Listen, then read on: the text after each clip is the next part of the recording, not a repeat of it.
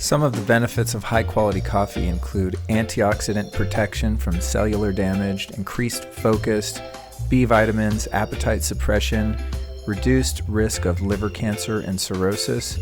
Why I like Zenbunni coffee is due to the fact that it comes from one of only 4 certified biodynamic coffee farms in the world. It's medium roasted to retain maximum antioxidants, often lost in darker roasting. It's got a very bright, clean flavor and low acid profile.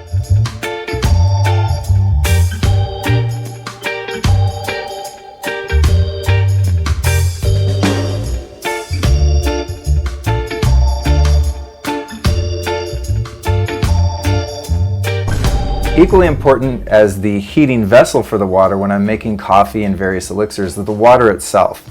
Now, if I'm in a pinch, I'll use whatever clean, filtered, or bottled water is available. But when I'm at home, most of the time I'm fortunate enough to use this water by live spring water.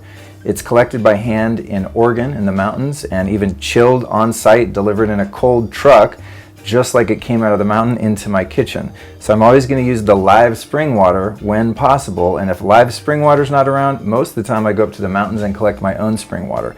What I like about this though is it's been tested for all heavy metals, contaminants, acid rain, all that stuff. It's the most clean, pure water you can imagine, and it makes all of your drinks not only healthier, but much tastier. So we're going to fill that up and get ready for the boil, and this is going to make for a great finished product. There we go, we're ready to boil. Now that we've got our spring water ready to heat up, another important part of any hot drink that I'm going to make is using a glass tea kettle. You don't want to use inferior cheap metals, even if they say stainless steel, because they often have nickel and other really toxic metals in the water once you boil it. They come off and leach out of bad cookware, cheap cookware, and end up in your food and drinks. Another reason I don't want cheap heavy metals in my coffee is it ruins the taste and the pH of the coffee. So we're going to boil the water here in our glass tea kettle, and once that's ready, we're going to have our beans pre-ground, pour that in for about 4 minutes, and we're well on our way. While the water boils, I'm going to walk over and grind the beans, which is one of my favorite parts of making coffee because I love the way it smells. Okay, so we've got our Zenbunni coffee. This is, in my opinion, the best coffee in the world. Now there's a couple other coffees that I drink occasionally, right? I don't always have this, I run out because I love it so much.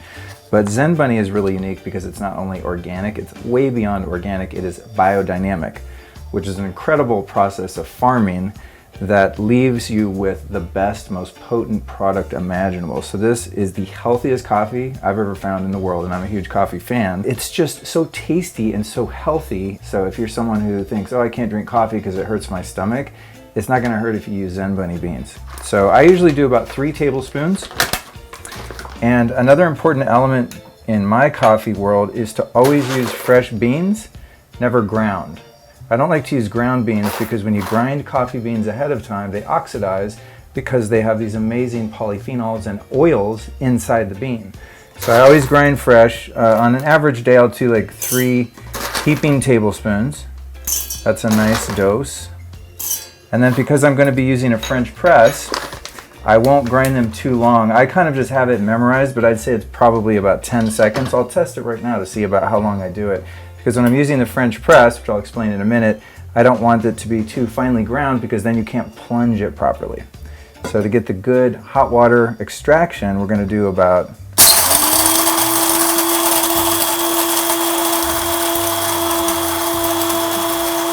like that. And I'll double check it just to make sure. I'm going to give it one more little shot.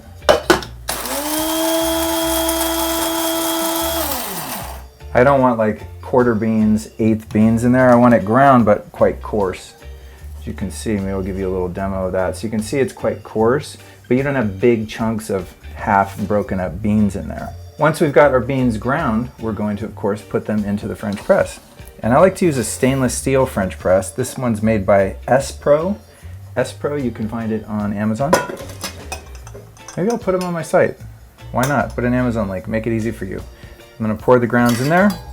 And sometimes the grounds will get stuck inside there, and I don't wanna waste one morsel of this delicious Zenbunni coffee, so give it a little tap. And And we've got all that coffee goodness in there. Now that this guy's ready, I'm gonna pour some boiling water in there, and then I'm gonna wait 4 minutes exactly, or approximately. I kind of have that timed in my head too, because we don't wanna burn the coffee and make it too acidic and ruin the flavor. So for me, 4 minutes is the ultimate time to brew. All right, the water's ready, so we're about to roll. One thing about the glass coffee pots is they do get quite hot, so you gotta have a Betty Crocker moment here and make sure you use a glove, because it will burn the hell out of your hand. I like to have the water just fresh off the boil, not boiling too crazy, but definitely have it at a boil. And in this French press, there's a little marker inside right about here that tells me the exact amount of water to pour in.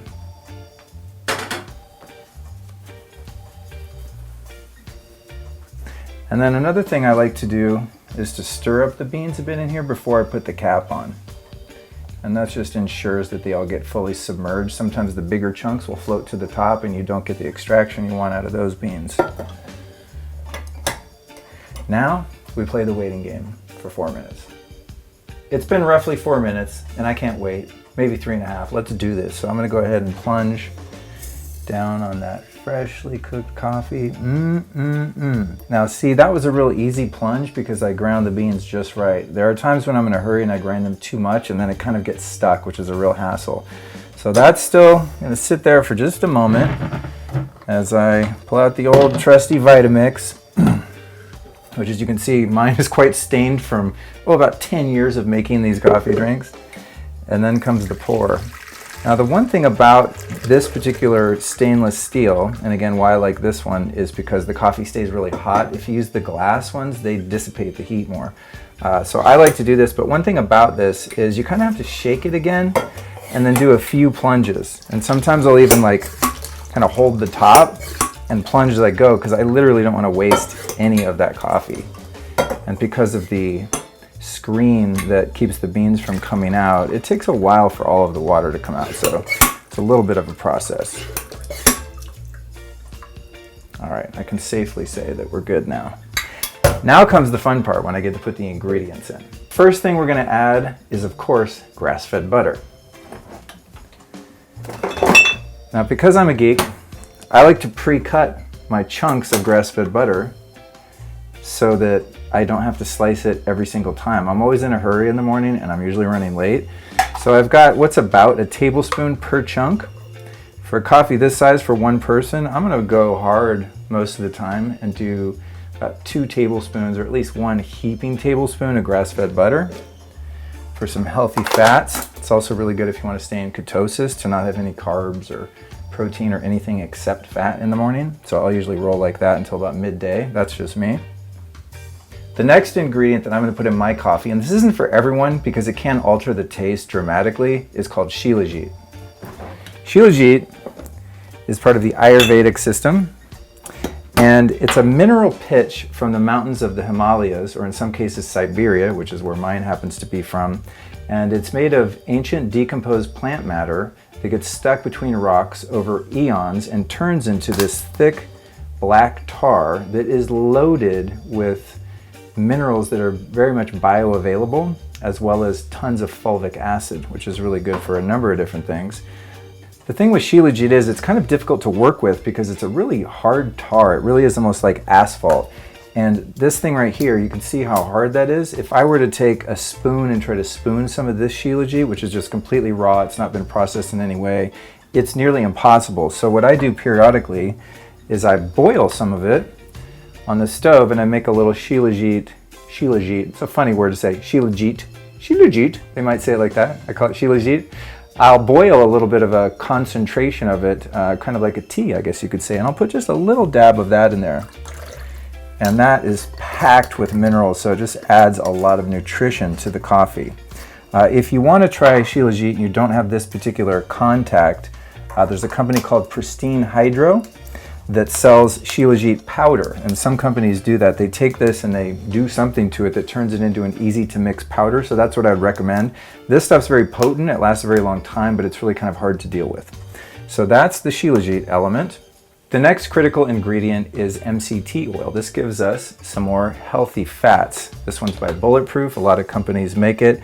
This is one of my favorites. And I'll kind of eyeball this. I would say it's about a tablespoon, maybe 2. Now, if you're new to MCT oil, take it easy. It's hard on some people's stomach. It's digested through your liver rather than your GI tract.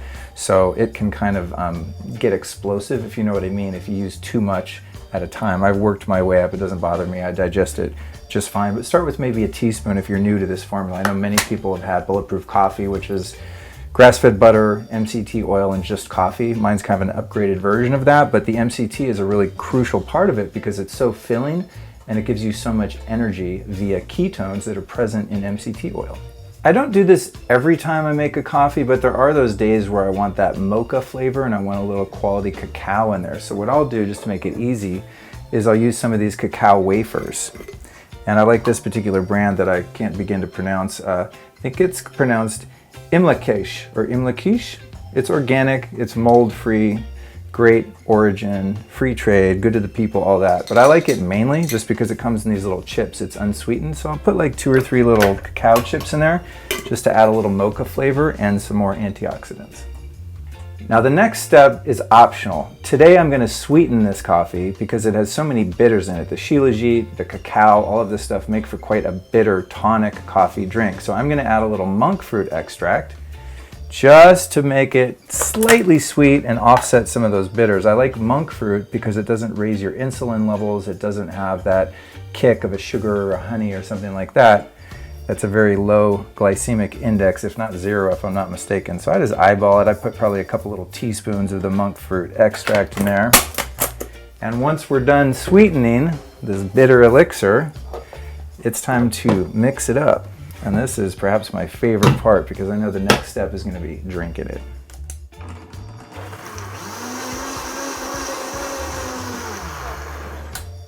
All right, now folks, we're ready to pour. This is my very favorite part because that means I'm about to drink this bad boy. And I tell you what, if I start a day with this coffee, I can pretty much guarantee it's gonna be a great day. Super frothy, super fatty, creamy as all hell, and packed with nutrition. That, my friends, is my recipe for the Zenbunni Biodynamic Coffee.